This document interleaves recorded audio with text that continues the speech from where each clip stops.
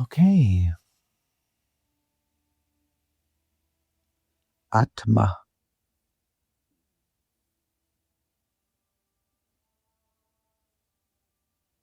In every moment of your human expression, what is actually lighting up this body, these senses, this mind, this wanter, the bones, the ligaments, the muscles, the organs, the blood, the water. It's mostly water that we're enlivening here. Water is liquid Shakti. It's all the Shakti. Atma is our eternal essence, the unique, eternal one that we are. Each of us is a unique, divine, eternal, absolute existing presence. And way beyond all those words. There aren't any words that can truly describe our self-existing, pure, flowing absoluteness. Notice a different combination of words. It's in the giggle. You can feel it in the giggle. The truth is in the giggle. It's that simple. Let yourself be in your giggle. There is your Atma, lighting up the body, allowing it to be in on the cosmic joke. Oh my goodness. Atma Nidhi. Yes, Nidhi. Nidhi. Treasure. Pure treasure. The bounty of our unique divine essence. We are bountiful. We are a treasure. We are inherently yes. We are inherently yes. Atma Nidhi, Atma Nidhi, Atma Nidhi, Atma Nidhi, Atma Nidhi.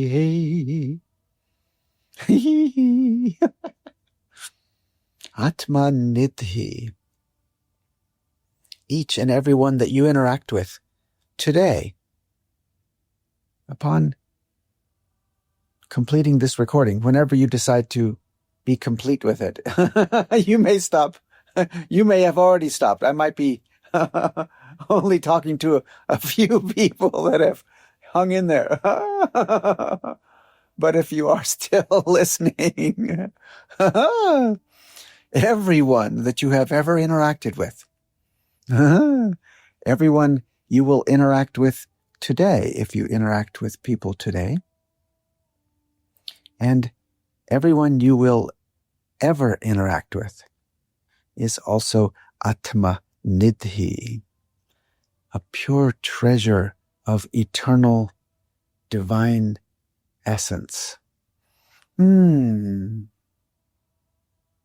If we let ourselves rest in that truth, how we are with each other will instantly shift. No more wars will occur from here. No more betrayals. No more deception. No more manipulation. No more need for control. There will be lots of hugs. Divine hugs. and play. There will be so much play with each other when we realize everyone is Atma Nidhi, a pure treasure of divine eternal existence, experiencing a human form that, yes, will have a wanter. Until we reach the cosmic shift where everyone opens, we're still going to have this wanter that's going to do wanter things. So we can accept that.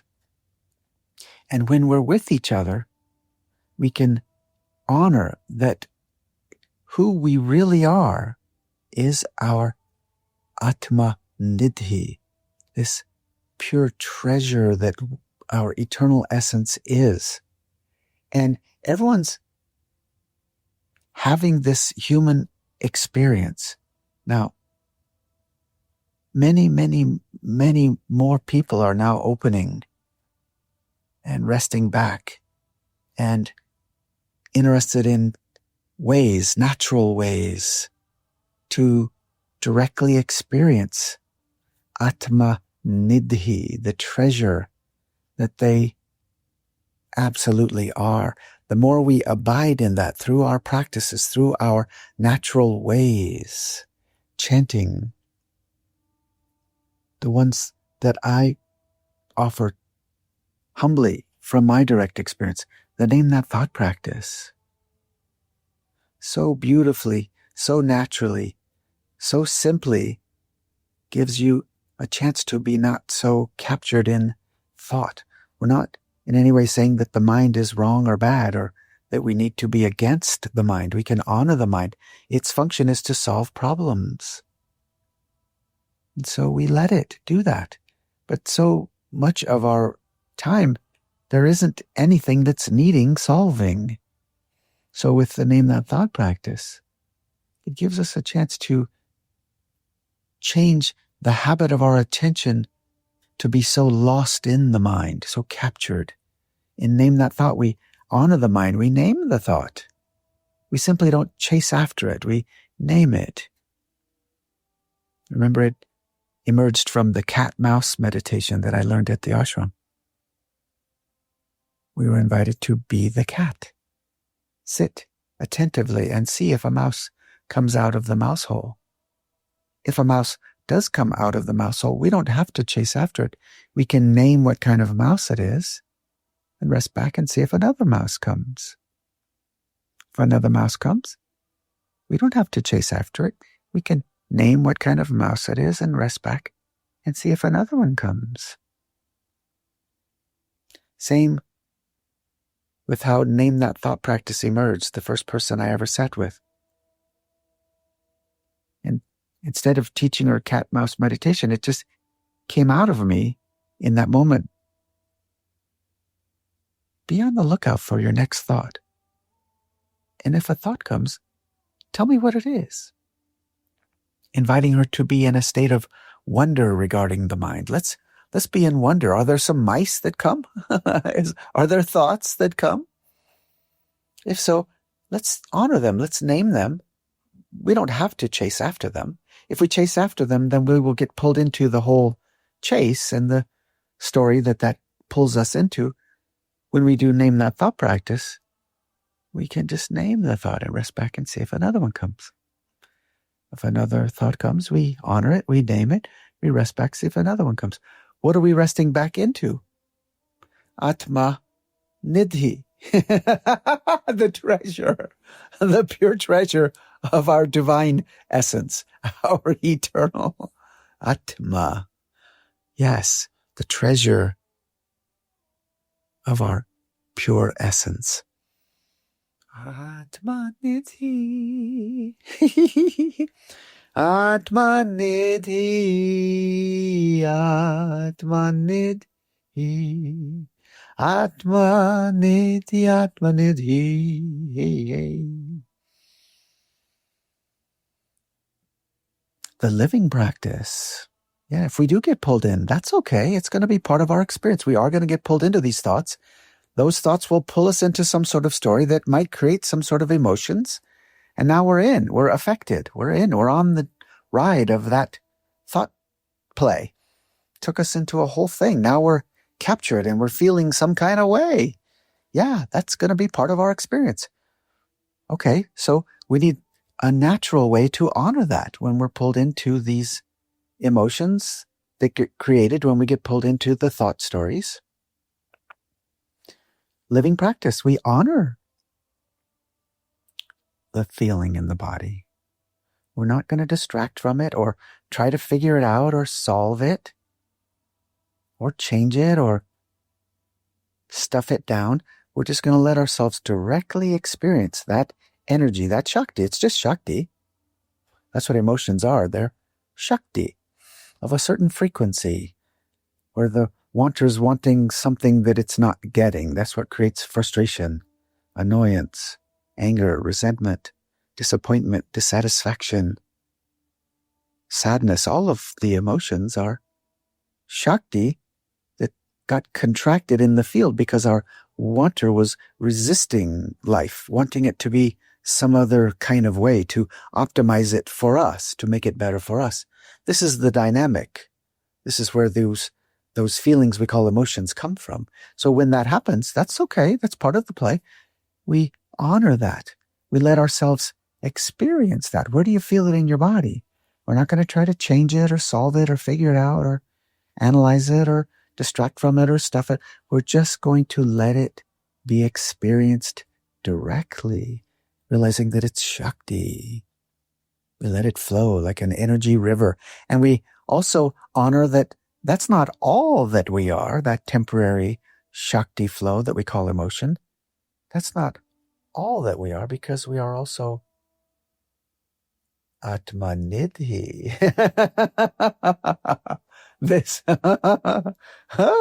This treasure of pure awareness, this divine, unique essence that we are. Atma Nidhi, Atma Nidhi, Atma Nidhi, Atma Nidhi, Atma Nidhi, hey, hey. Loving blessing practice, oh yes. The third of the three essential. As you know, I offer up other practices as well, but these three essential practices, name that thought practice, living practice, and loving blessing practice.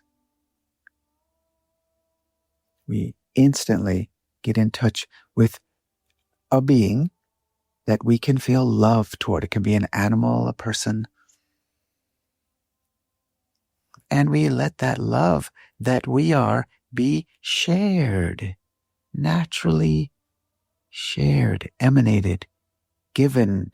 Notice that love that we are when we do the loving blessing practice has no attachment to outcome. It just loves.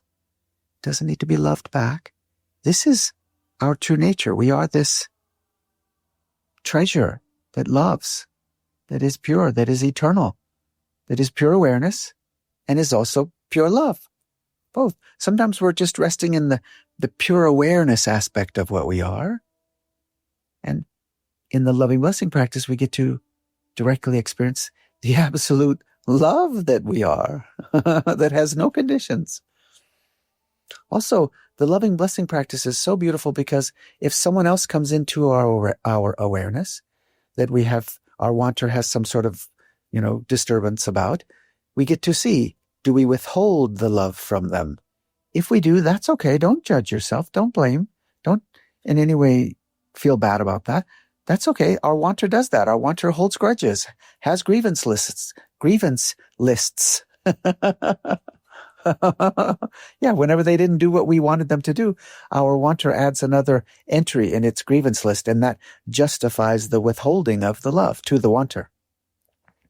So in the loving blessing practice, when we can't send the love, that's okay. We just gently return back to a being that we can beam love to. Little by little, it'll build a momentum.